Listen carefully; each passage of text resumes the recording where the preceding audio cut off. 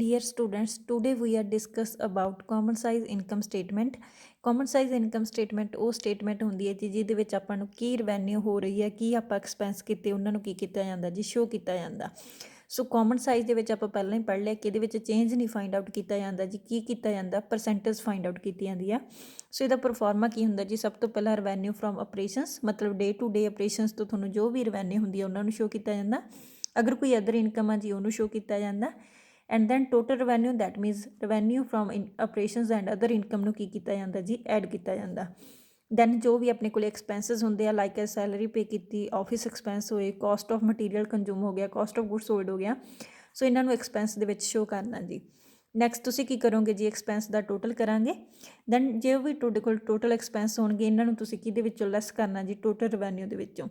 Total revenue ਦੇ ਵਿੱਚ ਜਦੋਂ ਟੋਟਲ ਐਕਸਪੈਂਸ ਨੂੰ ਲੈਸ ਕੀਤਾ ਜਾਂਦਾ ਜੀ, ਦੈਨ ਆਪਣੇ ਕੋਲੇ ਕੀ ਆਉਂਦਾ ਜੀ, profit before tax.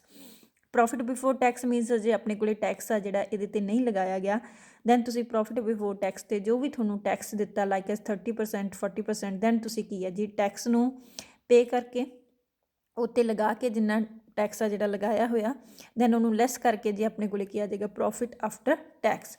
So like S ਜੇ ਤੁਹਾਡੇ ਕੋਲੇ ਜਿੱਦਾਂ ਕਿ ਇੱਕ ਨਿਊਮੈਰੀਕਲ ਆ, ਐਗਜ਼ਾਮਪਲ ਆਪਾਂ ਲੈ ਰਹੇ ਹਾਂ। ਜਿੱਦਾਂ ਕਿ ਤੁਹਾਨੂੰ ਕੀ ਹੈ ਜੀ, ਸਭ ਤੋਂ ਪਹਿਲਾਂ ਇਹਦੇ ਵਿੱਚ ਕੀ ਆ, ਜਿਹੜੀ ਵੀ ਕੀ ਹੁੰਦੀ ਹੈ ਜੀ, ਸੇਲ ਨਾਲ ਹੀ ਤੁਸੀਂ ਇਹਦੇ ਵਿੱਚ ਡਿਵਾਈਡ ਕਰਨਾ ਹੁੰਦਾ, ਨਾ ਕਿ ਟੋਟਲ ਨਾਲ ਡਿਵਾਈਡ ਕਰਨਾ ਹੁੰਦਾ। ਸੋ ਸਭ ਤੋਂ ਪਹਿਲਾਂ ਆਪਣੇ ਕੋਲੇ ਕੀ ਆਉਂਦਾ ਜੀ, main revenue from operations. Revenue from operations ਦੇ ਵਿੱਚ ਲਾਈਕ ਐਸ ਜਿਵੇਂ ਤੁਹਾਡੇ ਕੋਲੇ ਕੋਈ ਸੇਲ ਆ ਜੀ, ਤੁਸੀਂ ਸੇਲ ਨੂੰ ਕੀ ਕਰਨਾ ਇਹਦੇ ਵਿੱਚ ਸ਼ੋ ਕਰਨਾ। ਲਾਈਕ ਐਸ ਤੁਹਾਡੇ ਕੋਲ 21 ਲੱਖ ਆ ਜੀ ਜਿਹੜੀ ਸੇਲ ਗਿਵਨ ਆ। ਸੋ 21 ਲੱਖ ਨੂੰ ਤੁਸੀਂ ਕੀ ਕਰੋਗੇ ਜੀ, ਇਹਦੇ ਵਿੱਚ ਸ਼ੋ ਕਰੋਗੇ। ਦੈਨ ਇਹਦੀ ਪਰਸੈਂਟੇਜ ਨੂੰ ਫਾਈਂਡ ਆਊਟ ਕਿਵੇਂ ਕਰਨਾ ਉਹ ਤੁਹਾਨੂੰ ਬਾਅਦ 'ਚ ਦੱਸਿਆ ਜਾਏਗਾ। ਦੈਨ ਤੁਸੀਂ ਕੀ ਕਰਨਾ ਜੀ, ਅਗਰ ਕੋਈ ਅਦਰ ਇਨਕਮ ਆ, ਲਾਈਕ ਐਸ ਅਦਰ ਇਨਕਮ ਦੇ ਵਿੱਚ ਕੀ ਆ ਜਾਂਦਾ ਜੀ, ਅਗਰ ਕੋਈ ਇੰਟਰਸਟ ਵਗੈਰਾ ਰਿਸੀਵ ਕੀਤਾ ਜਾਂ ਸਮ ਟਾਈਮ ਅਦਰ ਇਨਕਮ ਹੀ ਸ਼ੋ ਕੀਤਾ ਹੁੰਦਾ, ਦੈਨ ਤੁਸੀਂ ਉਹਨੂੰ ਕੀ ਕਰਨਾ ਜੀ, ਇਹਦੇ ਵਿੱਚ ਐਡ ਕਰਨਾ। ਸੋ ਲਾਈਕ ਐਸ ਤੁਹਾਨੂੰ ਇੰਟਰਸਟ ਔਨ ਇਨਵੈਸਟਮੈਂਟ ਦਿੱਤਾ ਹੋਇਆ, ਤਾਂ ਇਹ ਤੁਹਾਡੇ ਕੋਲੇ ਕਿਹਦੇ ਵਿੱਚ ਆ ਜਾਂਦਾ ਜੀ, ਅਦਰ ਇਨਕਮ ਦੇ ਵਿੱਚ, ਅਦਰ ਇਨਕਮ। ਸੋ ਇਹਨੂੰ ਵੀ ਤੁਸੀਂ ਕੀ ਹੈ, ਲਾਈਕ ਐਸ ਤੁਹਾਡੇ ਕੋਲ 80,000 ਗਿਵਨ ਆ ਜੀ, ਦੈਨ ਤੁਸੀਂ ਕੀ ਇਹਦਾ ਟੋਟਲ ਕਰੋਗੇ ਤਾਂ ਤੁਹਾਡੇ ਕੋਲ ਇਹ ਆ ਜਾਏਗਾ ਜੀ 21,80,000। ਸੋ ਇਹ ਕੀ ਆ ਗਈ ਜੀ ਤੁਹਾਡੇ ਕੋਲ total revenue. Like as if second ਸੀ, ਇਹ ਥਰਡ ਆ ਗਿਆ। ਸੋ ਇੱਦਾਂ ਹੀ ਅੱਗੇ ਤੁਸੀਂ ਕੀ ਆ ਜੀ, ਆਪਣੇ ਕੋਲੇ ਜੋ ਵੀ ਐਕਸਪੈਂਸ ਆ, ਫੋਰਥ ਪੁਆਇੰਟ ਆਪਣੇ ਕੋਲੇ ਕਾਹਦਾ ਬਣਦਾ ਜੀ, ਐਕਸਪੈਂਸਿਸ ਦਾ।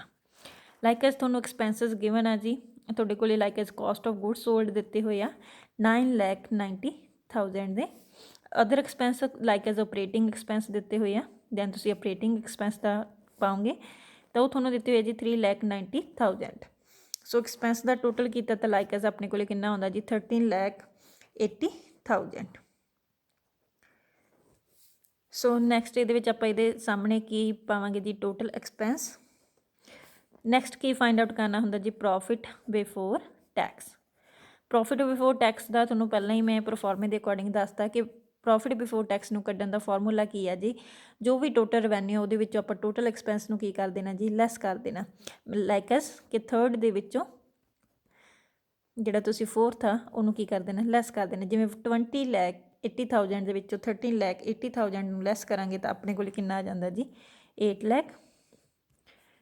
ਨੈਕਸਟ ਆਪਣੇ ਕੋਲ ਕੀ ਆ ਜਾਏਗਾ ਜੀ, ਲੈਸ ਟੈਕਸ। ਅਗਰ ਕੋਈ ਟੈਕਸ ਗਿਵਨ ਆ, ਲਾਈਕ ਐਸ ਤੁਹਾਨੂੰ ਕੀ ਹੈ ਜੀ 50% ਟੈਕਸ ਆ ਜਿਹੜਾ ਦਿੱਤਾ ਹੋਇਆ, ਤਾਂ ਤੁਸੀਂ ਕੀ ਕਰਨਾ ਜੀ, 8 ਲੱਖ ਤੇ 50% ਆ ਜਿਹੜਾ ਲਗਾਵਾਂਗੇ ਤਾਂ ਆਪਣੇ ਕੋਲ ਕਿੰਨਾ ਆ ਜਾਏਗਾ ਜੀ, 4 ਲੱਖ।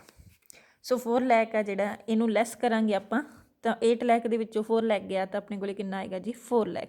ਦੈਟ ਮੀਨਸ ਇਹ ਕੀ ਹੈ ਜੀ ਤੁਹਾਡੇ ਕੋਲੇ, ਪ੍ਰੋਫਿਟ ਆਫਟਰ ਟੈਕਸ। ਸੋ ਨਾਓ ਹੁਣ ਤੁਸੀਂ ਇਹਨਾਂ ਦੀ ਪਰਸੈਂਟੇਜ ਕਿੱਦਾਂ ਫਾਈਂਡ ਆਊਟ ਕਰ ਸਕਦੇ ਹਾਂ ਜੀ।